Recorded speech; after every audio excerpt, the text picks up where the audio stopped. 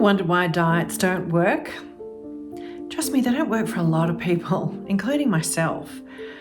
What happens is we go from this slightly chaotic way of eating when we've come from a background of trauma. You know, these things that swing us around, as I said, that create behaviour. And then we go to this very structured way of eating, which this diet specifically says we need to follow these steps in order to create this magnificent change and lose the weight. And what happens next is the brain associates that with this, wow, losing weight, everything's going to be fantastic. So you start to get these sort of dopamine hormones, these pleasure hormones released. And that's almost like a placebo effect in itself, that, ooh, all this good stuff's going to happen and I'm going to look fabulous. And when you get that high, it's motivation. So you lose a couple of kilos, you lose a couple more and a couple more, and maybe you might have this magnificent transformation. But then something else happens.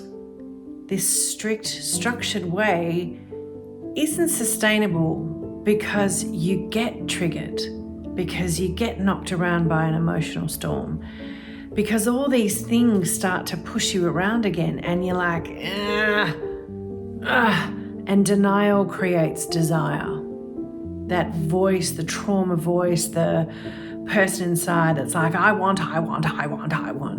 is much louder than the strict structure of the diet that you're following. So the rebel comes out and you go for an extreme behavior, binge, deny, drink, you name it, whatever it is that you find challenging with your relationship with food and alcohol, that exacerbates itself.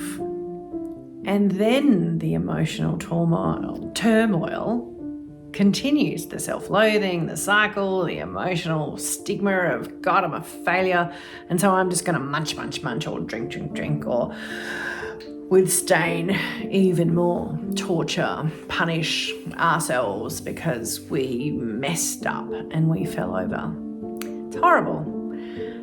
So I'm never going to give you a diet to follow. I'm always just going to give you strategies on it and advice on how to manage sustainable change and change that works for you. That's so important.